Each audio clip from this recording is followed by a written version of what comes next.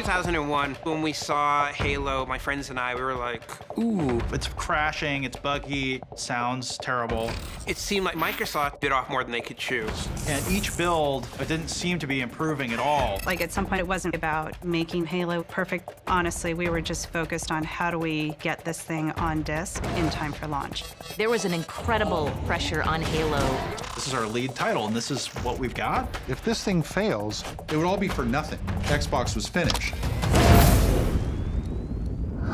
There's a new contender in the video game wars. Xbox is going to be the future. Truly the future of video games. Xbox. Taking over the living room. Limitless, connected digital entertainment. You guys never understood. The company is going to face fierce competition. Sniper!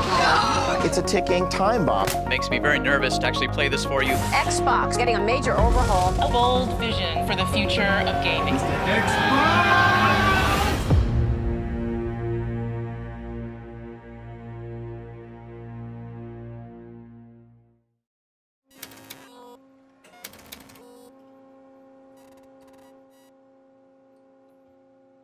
Soon, you will be food.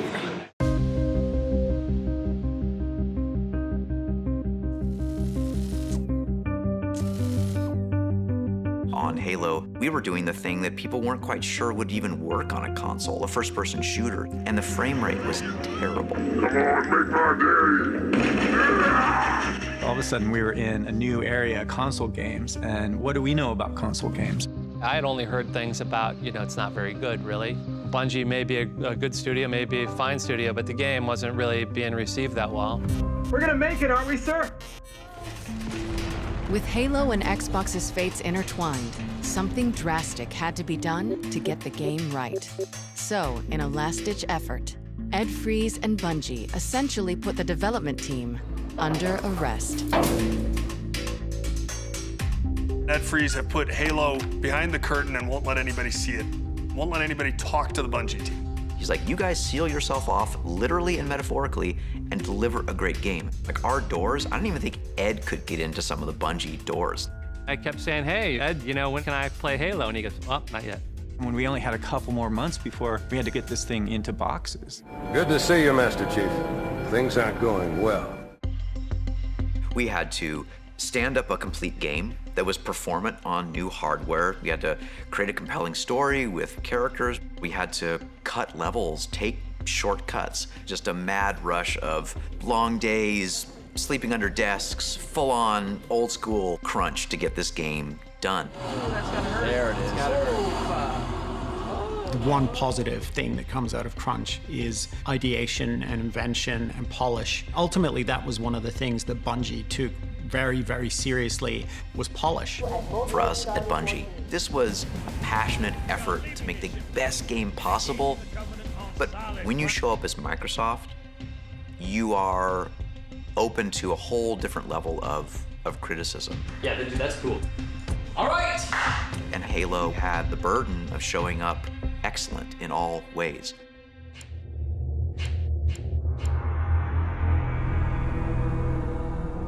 But we had no idea Halo was going to be a hit. We hoped people would like it. Here we go. Hold it up! But the rubber hits the road when you meet the gamer for real.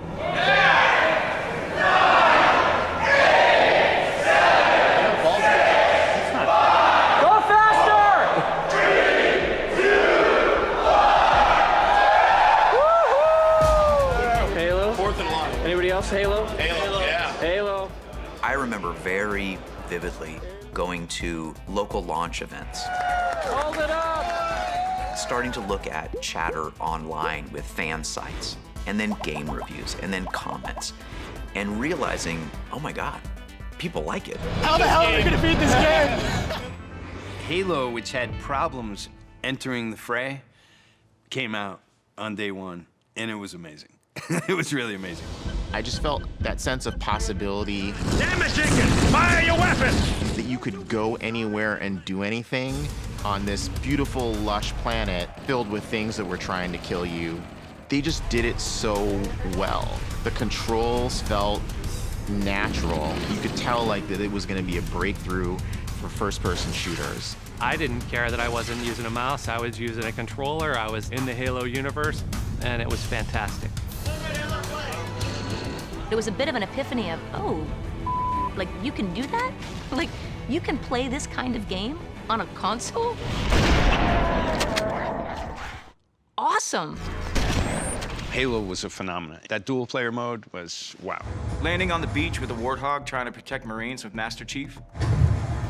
It just blew me away, man. Banshee on flames comes down and lands on the ice and is skidding towards me across the ice, and it's gonna run me over and kill me, and it skids to a stop right in front of me. And I live. It was like I was there. It was like I had that experience.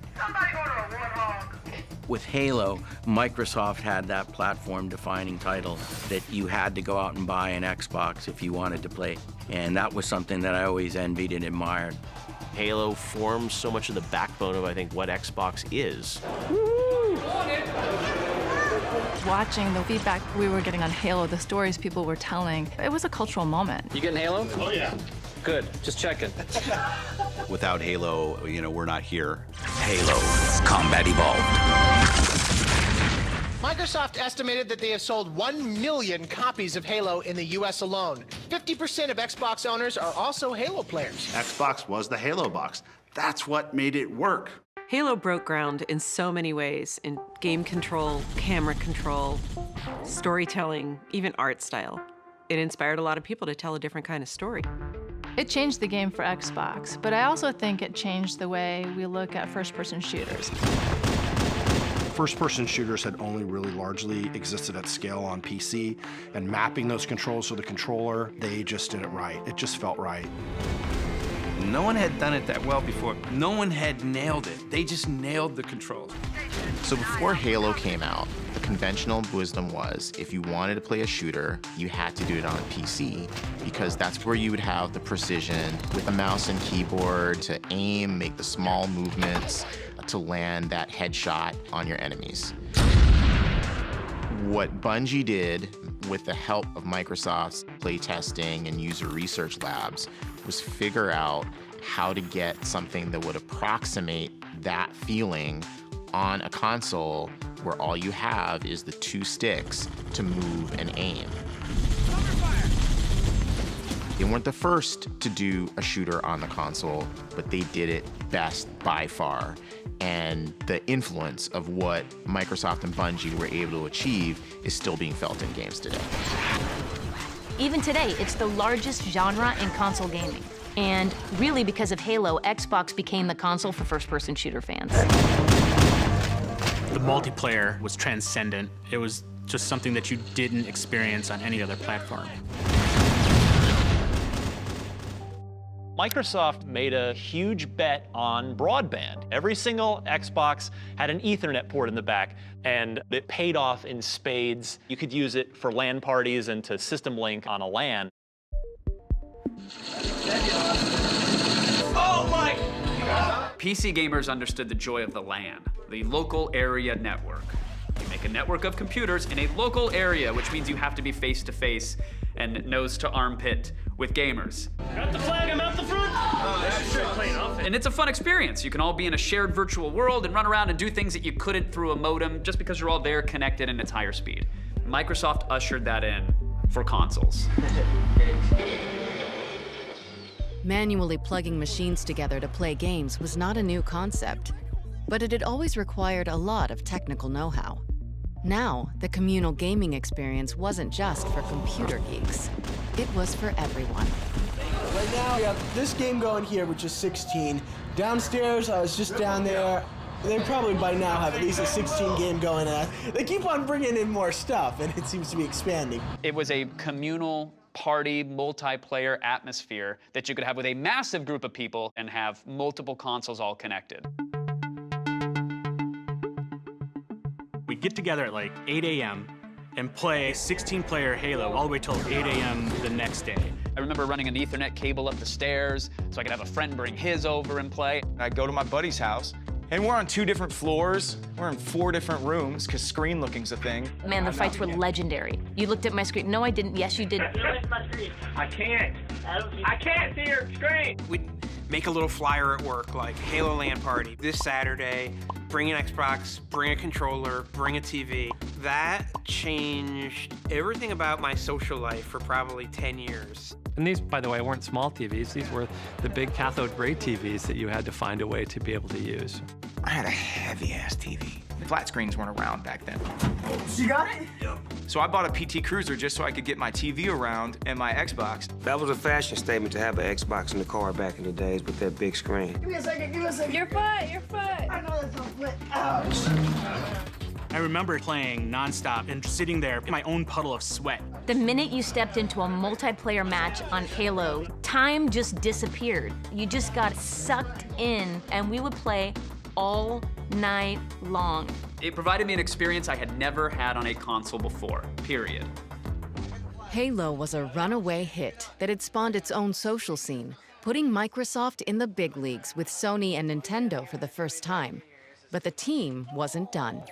They saw a way to take those multi-room raucous LAN parties and make them global. Sniper, sniper! The initial concept for Xbox Live was one of those magical ideas. So it gets to go in a special folder that I call epic pitches, because they're pitches that, even though they were in their infancy, they planted a seed of ideas that turned into something that had an impact on the entire industry, maybe an impact on global culture.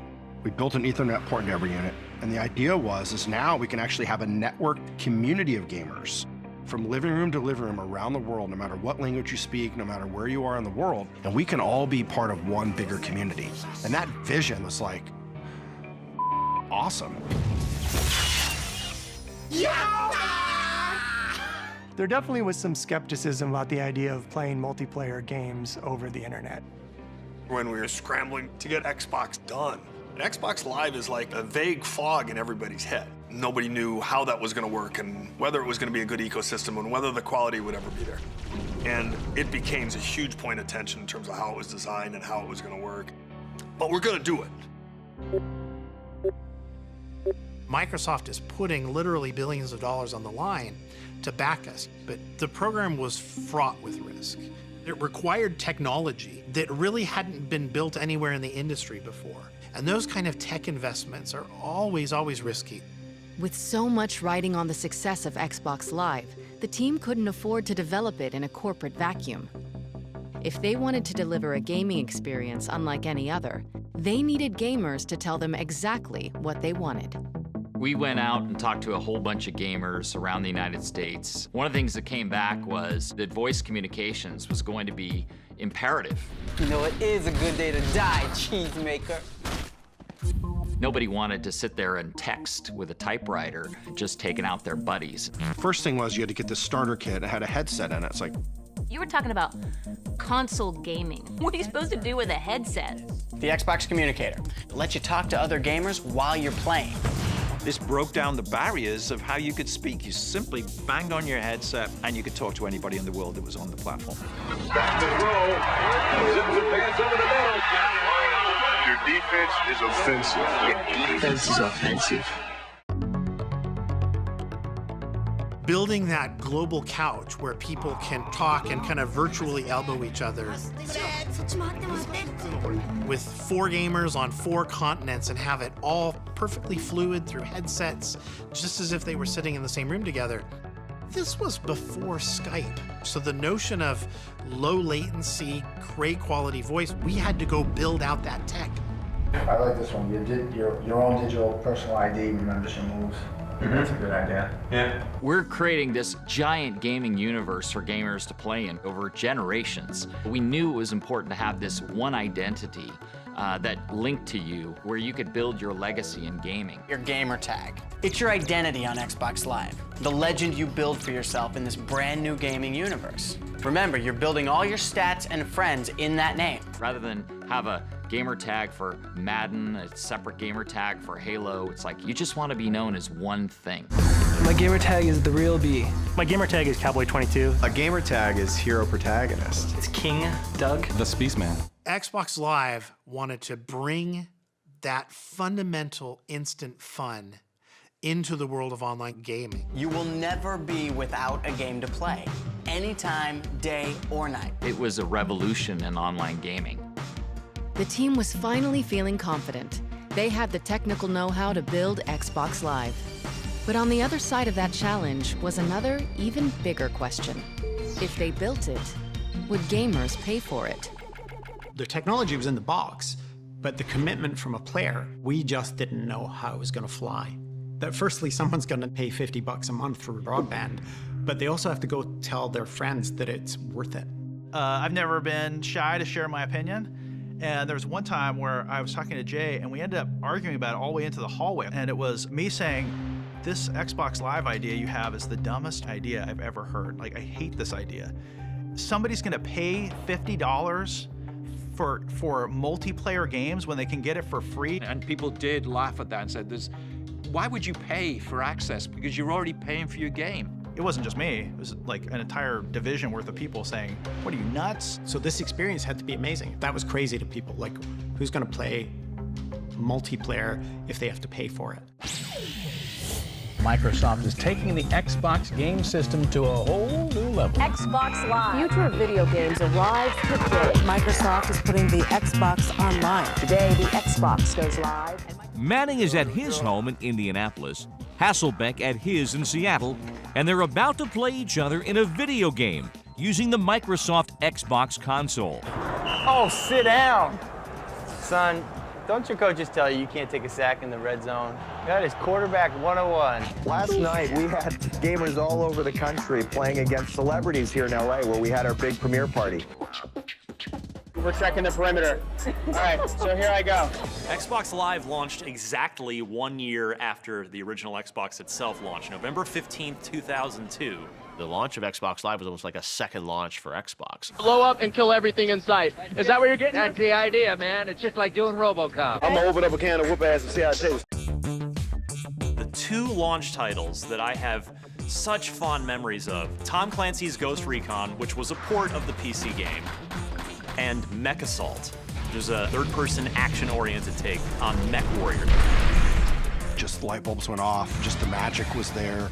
Live let us add the element of community and human society to game design. It was just immediately clear to me that this was going to be like the thing for video games.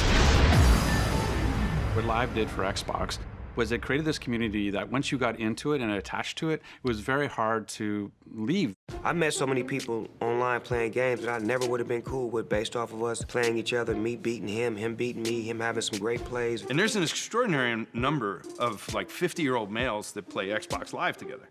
And they will not go to another system because their buddies aren't gonna go. So they're only gonna buy a system to hang out with the guys so they can play while the kids are sleeping and they're gonna play Call of Duty or something, right? Every night, me and my homies be on a party with about 15 or 20 of us, and we be talking about what happened in the day if we playing the games, and it's just like a great gossip line for some grown-ass men. We had forecasted how many Xbox Live subscribers we were gonna have, you know, month 1, month 2, month 6, etc. Hey, we got 50,000. Hey, we got 100,000. Hey, we got 1 million. Hey, we got 2 million. It just kept growing. And that happened like I wouldn't say instantly, but pretty damn close. It happened very, very fast. Xbox Live was unprecedented. Everybody else's version paled in comparison. What you think of gaming today, being on a headset, talking with friends, playing games, that just seems commonplace now because it is commonplace now, but Xbox made that possible in a big way. Xbox Live could be considered one of the very first social media platforms. Before Facebook, even before MySpace, Microsoft really did pioneer the very first interactive, dynamic social platform. Quite frankly, Microsoft proved to the world that online multiplayer was going to be the key to the future. Gamers flocked to Xbox Live in numbers that even took optimists within Microsoft by surprise. But while the platform was teeming with newly devoted fans who loved sniping their college buddies from different continents, there was one consistent complaint. What happened to the game that put Xbox on the map? Where was Halo? When we started working on the second Halo game, the weight of expectation came crashing down on us. Halo 2 had to be a blockbuster movie, and that was always a danger. Is what if we just pushed to do this big AAA spectacle and miss the heart of what made Halo a success in the first place? God damn, we have a lot of work to do between now and E3. Everybody on the team had a different idea about what being more excellent would be. We loved that you could get into vehicles, for example, but it frustrated us that you couldn't, like, tear someone out of a vehicle and jump into their vehicle and take it over. So boarding vehicles became a huge design initiative. Look out! We were really good at coming up with great ideas. We weren't quite as good at production discipline and figuring out how to right-size all those ideas, fit them into a box, timeline, and ship on time. When I got there, they had reached a point in development where they were basically going to have to cut half the game and in some ways start from scratch on a lot of the promises that they'd made themselves. Within a year, it became clear it wasn't working. Just the way the game felt, Jason really wasn't happy with. He looked at the game. Yes. And he came to me and said, you know, we have a problem. I'm gonna have to rework a bunch of the work, and it's effectively gonna add another year to the schedule. Jason, help.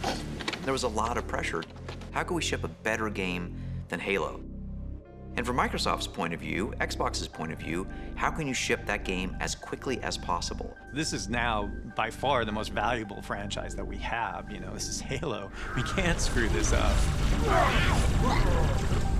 Jason's saying he needs a new year. Time for me to step up and do my job as a boss. I do know that Ed went to bat for us. Ed was very much a purist. He was about creating great games and giving the dev teams the time they need. And that is at conflict sometimes with actually making a profit.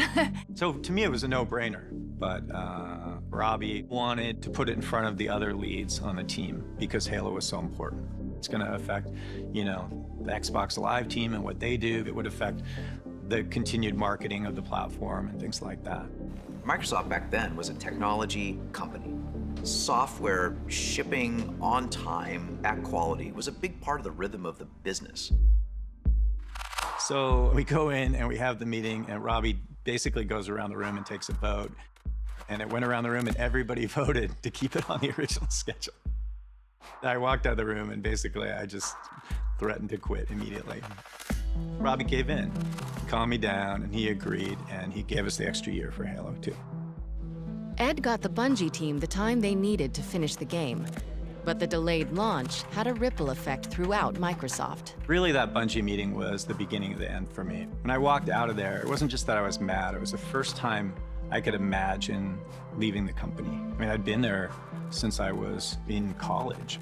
I had a lot of stuff going on in my life. About to turn 40, I had been at the company a long time and made plenty of money, so I didn't need to be there. Within the next 6 months, I quit. In January 2004, Ed Fries resigned from Microsoft, while Bungie set out to finish what they'd started, creating a sequel to one of the most popular titles in console history. The extra year Fries bought them turned out to make all the difference. Not only did it elevate the game, it built fan excitement to a whole new level.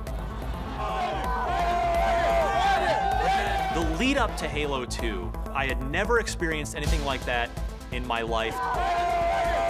It was genuinely a pop culture event, and I don't say that lightly. 7,000 stores are opening on midnight. They've been waiting a long time for this. They were chanting, Halo 2! Halo 2!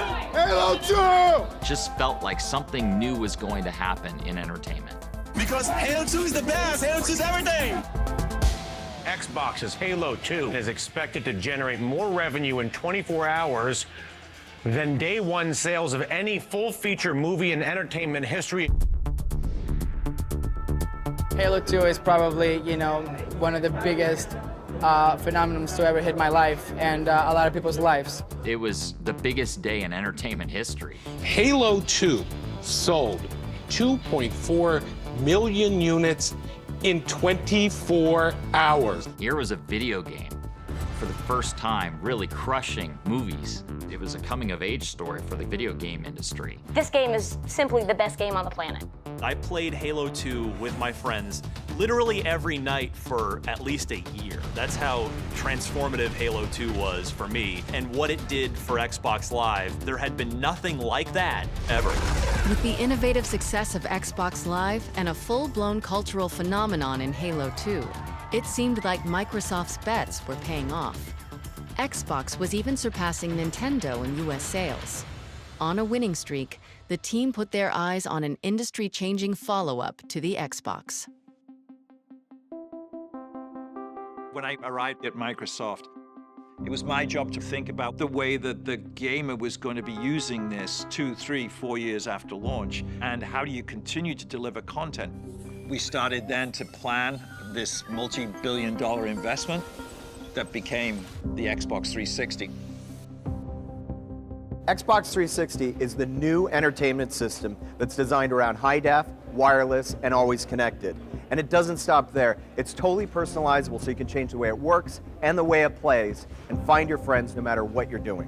When they unveiled the 360, I saw a very powerful console with a stunning interface, with a focus on being online, always connected. This was all stuff that they had sort of experimented with the original Xbox and Xbox Live, but now they were building it into the core experience of the console. Xbox 360 was 5 to 10 times more powerful than the original Xbox. To achieve that, we had to push technology and solutions that didn't exist in the previous generation. We had to go explore things that had never been done. As opposed to leveraging a lot of off-the-shelf components and existing technologies, we're actually building a brand new processor and chipset for this particular console. So we're taking a lot more of that engineering effort on internally. At the heart of the Xbox 360 are 3 IBM CPUs.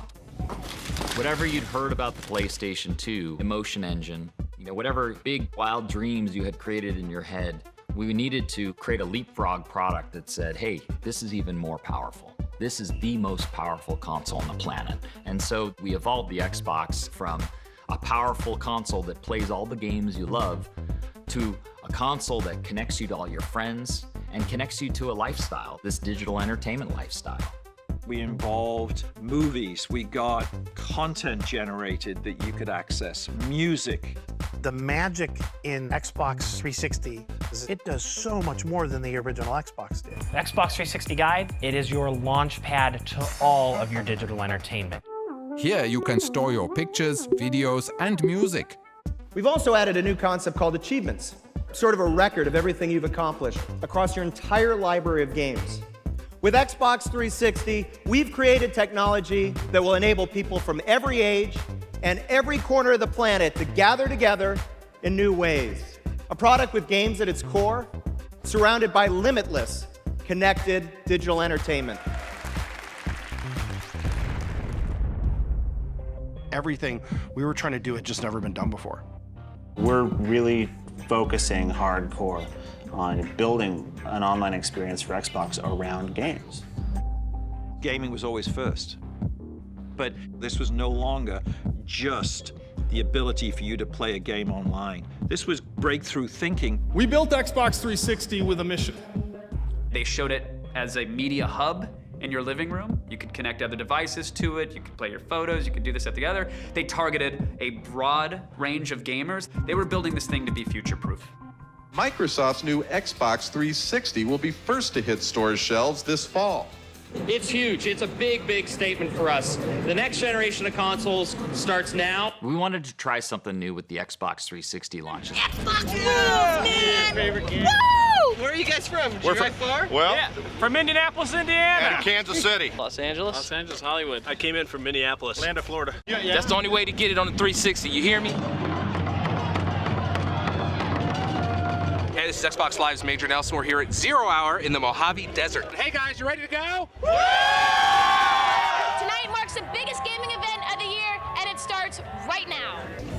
0 Hour was this in-person fan experience in the desert in California. I was at G4 at the time, and I remember we got wind that they were just gonna throw an epic party for Xbox fans. This is Xbox 360! I'm hexed! We had a hangar in the middle of nowhere and decked it out with hundreds of gaming stations. We are seconds away from this hangar opening and all of these people getting a chance to play the Xbox 360. And as the doors start to open, like the biggest doors you'd ever seen, you knew that you're about to run in to what would be the future of gaming. Are you ready? And we basically said, hey, come here and you're gonna be the first to play games, and we're gonna sell you consoles here as well. Thousands of gamers came, people that had met on Xbox Live that had never actually seen each other in person before. People were so happy. It was a magical launch event. 0 hour event was a huge success, a massive celebration. We had so much pride in this product. Was this a transcendent moment for you? Oh, yes. The excitement generated in the desert spilled into the rest of the country as the console became available to the public on November 22nd, 2005. I waited in line in like freezing rain for like 3 hours outside this Best Buy to try and get a slip so I could get an Xbox 360. I was so stoked when I got it. I took a selfie. They had a great launch lineup. They had the gamer in mind first. It had the features that I would want in a console. They had the games for casual gamers, for hardcore gamers.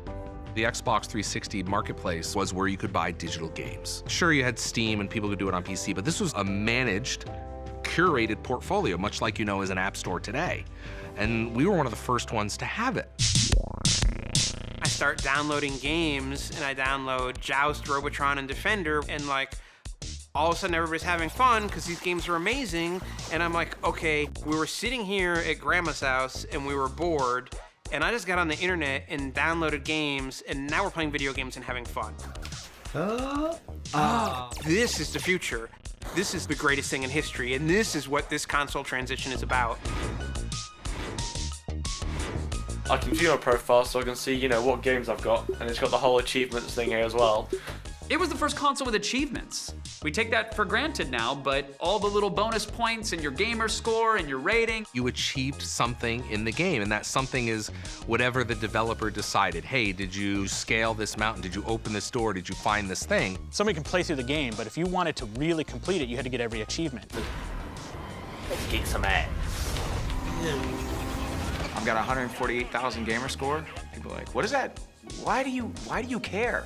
Because it's something that reminds me of all the time that I've had, all the games that I've played, all I feel like I've accomplished something. They had an incredible console that was built for always online, always ready, with a stunning interface that ran on top of everything, and they came out guns blazing. We had low price, with high def, with great games, and a product that was great. And so we felt we had a chance that generation. Yeah, we were riding high, we were celebrating, morale was extremely high. They had arrived. They had to gain the trust of developers, they had to make a statement with the gamers, they had to show that they belonged at this party, and the 360 was a beautiful iteration of all the lessons that they had learned with the original Xbox. I think 360 was finally that moment that Jay and Seamus and everyone, dreamed of. Gamers were looking to see whether we would get it right this time, and we thought that we did. We needed to be seen as the start of the next generation, and this all needed to come together flawlessly. Unfortunately, that's not quite what happened.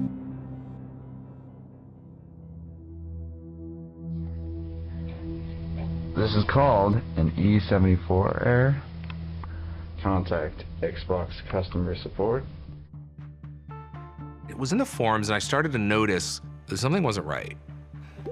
I think there's something going on here. The criticisms that we're reading about are coming from the games press, who are hearing from gamers who are saying, I'm having a problem with my box. You feel the top of the Xbox, it's pretty hot. We could hear retailers starting to say, there's an issue here. With 360, Microsoft had built something amazing and special, but this problem was something that could kill the Xbox and all the work that they had done to get to this point.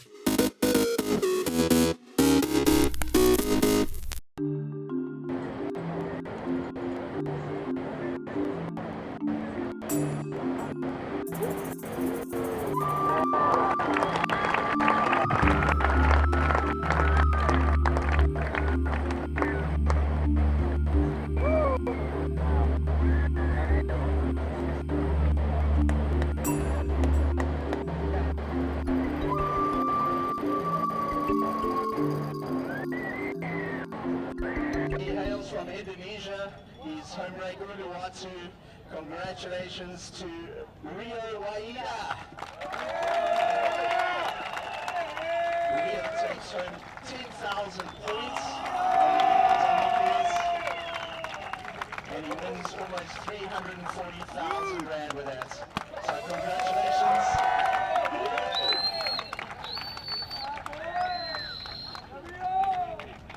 If someone wants to take the trophy there, we can get a few.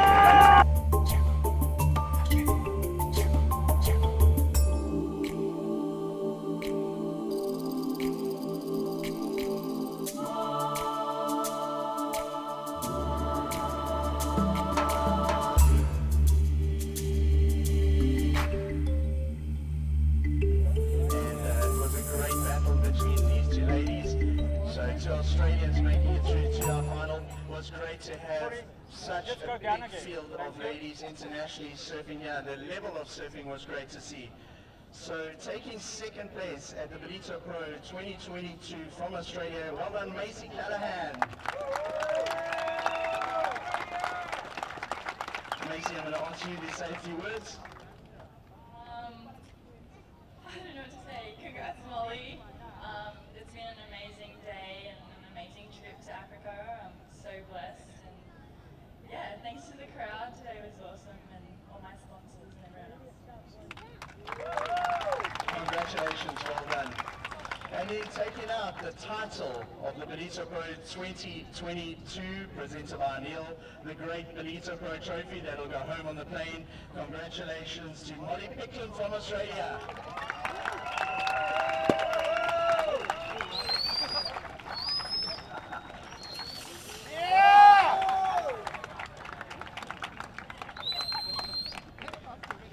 Molly takes home 10,000 points on the Challenger Series and almost 340,000 Rand for a win. Molly, let's have a couple of words from you. Yeah, so firstly I just like to thank WSL for putting on such a great event and for being so flexible with getting over to Bathers to get the best opportunity for us girls, and obviously well done Macy, she always brings out the best in me and I really do appreciate, you know, we're from the same town, so versing each other is really special. And to all of you guys, thanks so much for coming down and supporting. You guys have an incredible backyard, and thanks for being so welcoming. Thank you.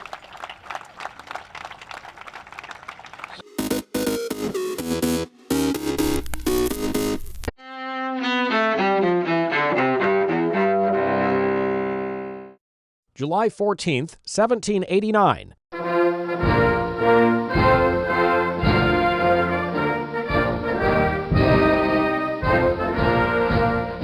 Start of the French Revolution, whose impact is felt across Europe for generations to come. Citizens in Paris stormed the Bastille prison, a symbol of the French monarchy's tyranny, and released 7 prisoners inside. 1881. Well, this is how Billy the Kid met his fame. William H. Bonney Jr., the outlaw known as Billy the Kid, is shot and killed by Sheriff Pat Garrett in Fort Sumter, New Mexico. 1966. Richard Speck murders 8 student nurses in a Chicago dormitory. He spends the rest of his life behind bars, dying in prison more than 25 years later. 1965. NASA's Mariner 4 space probe flies by Mars, sending back the first pictures of the red planet's surface. and 1912. This land is your land, and this land is my land, from the California to the New York Island. Woody Guthrie, the folk music legend whose songs include This Land Is Your Land, is born in Okemah, Oklahoma. Today in history, July 14th, Mike Gracia, The Associated Press.